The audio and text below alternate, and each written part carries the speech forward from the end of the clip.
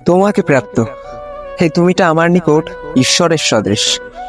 যেমনটা তাকে প্রাপ্ত করতে কিচ্ছু সাধনা করিতে হয়, আমি তাহার চেয়ে অধিক প্রবল তোমাকে সাধিতে।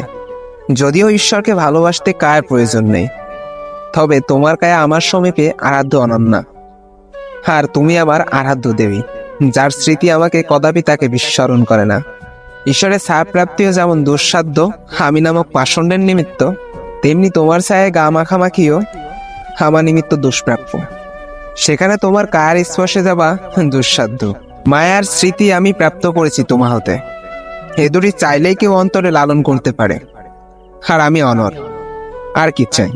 তুমি অনন্য, অনন্য রত্ন আমার সমীপ।